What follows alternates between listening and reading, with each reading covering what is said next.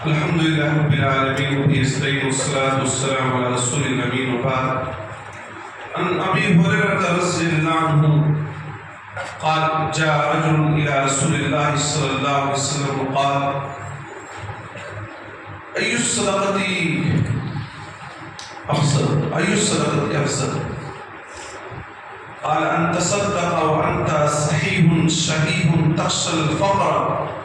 وتأمل الغنى ولا تمهل حتى إذا بلغت الحلقوم قلت لفلان كذا ولفلان كذا رواه البخاری ومسلم. حضرت ابو ہریرہ رضی اللہ عنہ روایت میں راوی فرماتے ہیں ایک آدمی اللہ کے نبی صلی اللہ علیہ وسلم کے پاس آیا اور کہا ایُّ الصدقۃ اعظم اجرا. اللہ کے رسول سے کہا اللہ کے رسول صلی اللہ علیہ وسلم کون سا صدقہ اجر کے اعتبار سے سب سے افضل ہے؟ صدقہ خیرات ہر کوئی کرتا ہے، سب سے زیادہ کب ثواب ملے گا؟ اللہ کے نبی صلی اللہ علیہ وسلم نے کنڈیشن بتائی ان تصدق وانت صحیح شحیح تخشى الفقر وتأمل الغنى. تم صدقہ اس حال میں کرو، خیرات اس حال میں کرو کہ تم تندرست رہو، مال کی لالچ بھی تمہیں رہے. مال کی لالچ کیسے رہے؟ تخشى الفقر، فقیری کا ڈر محسوس کرو کہ خرچ کر دوں گا تو کچھ کم ہو جائے گا. وتأمل الغنى، اور مالداری کی امید ہو کہ رکھے رہوں گا تو کچھ بڑھ جائے گا،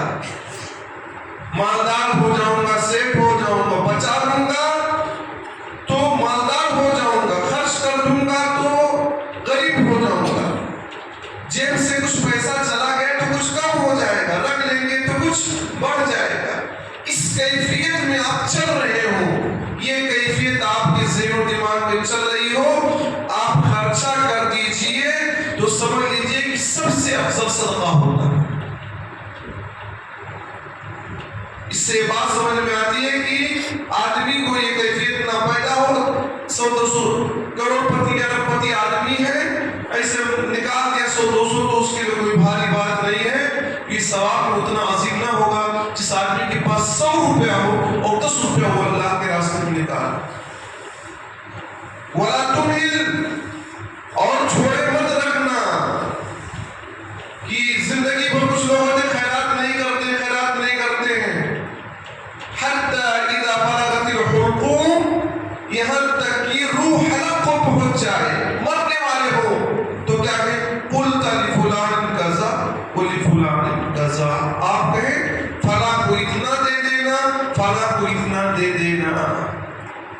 کچھ لوگ موت کا انتظار کرتے ہیں، جب مرنے والے ہوتے ہیں تب خیرات کرتے ہیں. اللہ کے نبی صلی اللہ علیہ وسلم فرماتے ہیں وَقَدْ كَانَ لِفُلَانٍ، اب یہ فلاں کا ہو گیا ہے.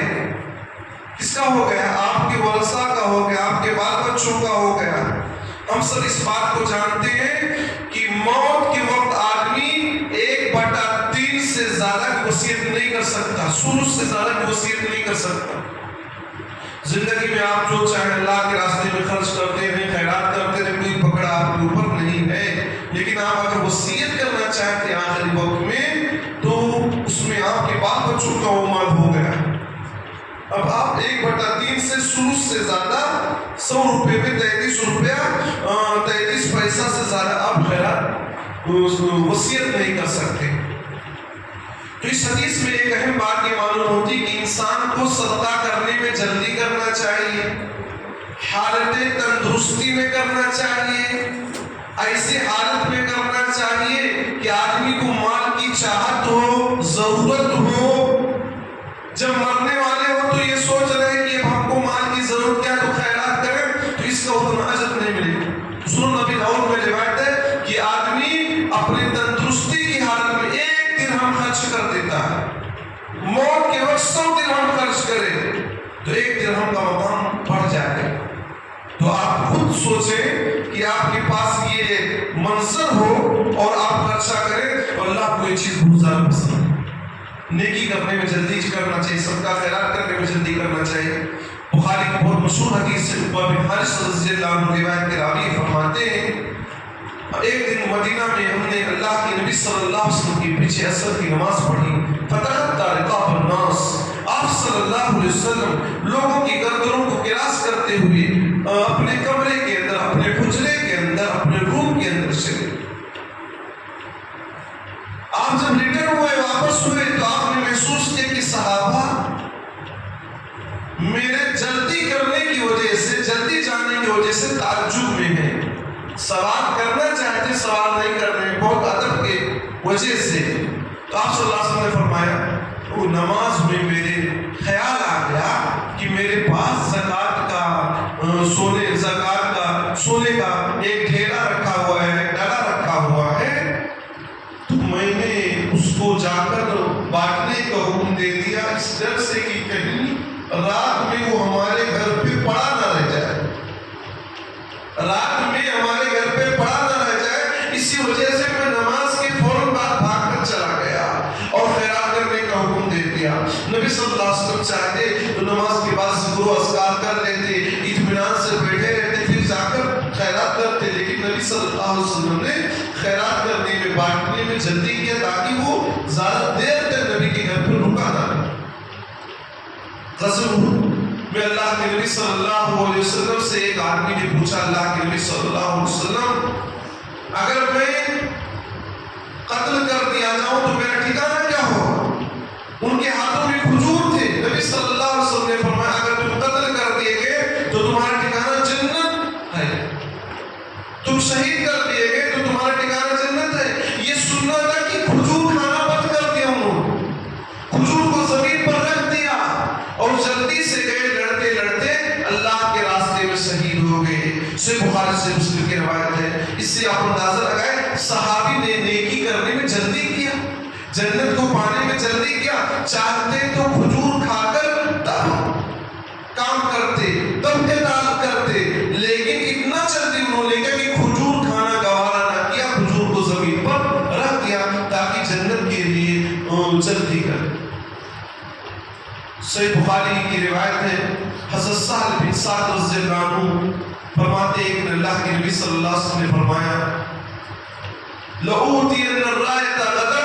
يُحِبُّ اللَّهُ وَرَسُولَهُ وَيُحِبُّهُ اللَّهُ وَرَسُولُهُ کل میں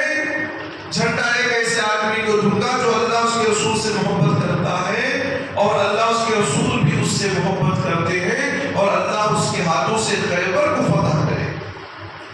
صحابہ کرام رضوان اللہ علیہ مجمعین نے یہ سوچ کر رات گزاری کہ کل کس کو اللہ کے نبی وہ فلیگ وہ جھنڈا دیں گے اور ہر صحابی یہ چاہ رہے تھے کہ وہ جھنڈا ان کو مل جائے کیونکہ نبی نے کہا تھا وہ اللہ اس کے رسول سے محبت کرتا ہے اللہ اس کے رسول بھی اس سے محبت کرتے ہیں ایک روایت میں آتا ہے کہ حضرت عمر بن خطاب رضی اللہ عنہ کہتے ہیں کہ میں نے کبھی بھی عہدہ منصب کو نہیں چاہا لیکن اللہ کے نبی نے جو خوشخبری سنائی تھی کہ وہ اللہ اس کے رسول سے محبت کرتا ہے اللہ اس کے رسول بھی اس سے محبت کرتے ہیں اس خوشخبری کی بنیاد پر میں بھی چاہ رہا تھا کہ یہ عہدہ مجھ کو مل جائے یہ منصب مجھے مل جائے یہ جھنڈا مجھے مل جائے اور اس کے ذریعے سے اللہ رب العالمین میرے ذریعے سے خیبر فتح نصیب فرمائے خوشخبری کی وجہ سے میں بھی عہدے کا لالچ اس نے کیا زندگی میں کبھی بھی میں نے عہدے کا لالچ نہیں کیا پھر جب صبح ہوئی تو اللہ کے نبی صلی اللہ علیہ وسلم نے کہا علی بن ابی طالب کا رضی اللہ عنہ لوگوں نے جھٹ سے کہا کہ علی بن ابی طالب بیمار ہے لوگوں نے یہ بات اس لیے کہی کہ اب ان کا نام کٹے گا تو ہمارا نمبر آئے گا لیکن اللہ کے نبی صلی اللہ علیہ وسلم نے کہا علی بن ابی طالب کو بلا کر لے کر آؤ اب سب کی امیدوں پر پانی پھر گیا سب جو چاہ رہے تھے امید پر پانی پھر گیا بہرحال اللہ کے نبی صلی اللہ علیہ وسلم کے سامنے حضرت علی بن ابی طالب کو لایا گیا نبی صلی اللہ علیہ وسلم نے ان کی آنکھوں پر اپنا لعاب لگا دیا اپنا دھوپ لگا دیا اللہ کی مرضی چاہت سے ان کی آنکھوں کی بیماری ختم ہو گئی وہ بیماری چلی گئی ایسا محسوس ہوا کہ کبھی ان کو تکلیف تھی اللہ کے نبی صلی اللہ علیہ وسلم سے انہوں نے کہا کس چیز پر میں جا کر وہاں قتال کروں گا اللہ کے نبی صلی اللہ علیہ وسلم نے کہا آرام سے جانا، میدان میں جب پہنچنا تو ان کو بتلانا کہ اللہ کا کون سا حق ان کے اوپر واجب ہے، اللہ کے کون سے تقاضے ہیں جن کو پورا کرنا ضروری ہے۔ فواللہ لئن یہدی اللہ بک رجلا واحدا خیر لک من حمر النعم، اللہ کی قسم ہے علی، تمہارے ہاتھ سے ایک آدمی بھی ہدایت پا جائے، ایک آدمی، تو سمجھ لیجیے سرخ اونٹوں سے بہتر ہے۔ آپ جانتے ہیں عرب کے اندر سرخ اونٹوں کی بڑی قیمت ہے۔ اپنے یہاں بھی الگ الگ قسم کی گاڑیاں ہیں، کچھ گاڑیاں ایسی ہوتی ہیں ہر نوجوان کی چاہت ہوتی ہے وہ گاڑی میرے کو ہونا چاہیے، وہ زندگی کی ایک چاہت ہوتی ہے۔ تو سرخ اونٹوں کی ایک چاہت عربوں کے اندر رہا کرتی تھی۔ اللہ کے نبی صلی اللہ علیہ وسلم نے ان کو سمجھایا کہ ایک آدمی آپ کی کوشش سے مسلمان ہو جائے تو بہت بڑی بات ہے، یہ سرخ اونٹوں سے بہتر ہے۔ تو خلاصے کلام یہ نکلا کہ زندگی کے معاملے میں ہمیں ہمیشہ نیکی کرنے میں جلدی کرنا چاہیے، نیکی کرنے میں کبھی بھی تاخیر نہیں کرنا چاہیے۔ اللہ رب العالمین نے حضرت زکریا اور ان کے اہل خانہ کا ذکر کرتے ہوئے کہا انہم کانوا یسارعون فی الخیرات، یہ لوگ خیر کے کاموں میں، نیکی کے کاموں میں بڑھ چڑھ کر آگے رہتے تھے۔ وَيَدْعُونَنَا رَغَبًا وَرَهْبًا وَكَانُوا لَنَا خَاشِعِينَ، ہمیں پکارتے تھے ڈر سے، ہمیں پکارتے سے امید سے، اور ہم سے ڈرنے والے تھے۔ نیکی کرتے تھے تو امید لگاتے تھے، برائی کے معاملے میں ڈر جایا کرتے تھے۔ خلاصے کلام یہ نکلا کہ ہمیں اور آپ کو نیکی کے کاموں میں بڑھ چڑھ کر حصہ لینا چاہیے۔ کام میں کوئی بھی خیرات کرنا ہو، نیکی کرنا ہو، اس میں ڈیلے نہیں کرنا چاہیے، تاخیر نہیں کرنا چاہیے، ورنہ آدمی کا دل بدل جاتا ہے۔ بیٹھے رہو تو دل کچھ اور رہتا ہے، گھر پہ چلے گئے تو دل کچھ اور ہو گیا، اور دکان پہ گئے تو دل کچھ اور ہو گیا۔ آدمی جتنا جلدی نیکی کر لے گا اسی مشکلیں بھرائی ہے۔ اللہ رب العالمین سے دعا ہے کہ تمام مسلمانوں کو خیر کے کاموں میں بڑھ چڑھ کر حصہ لینے کی توفیق دے اور ایک دوسرے سے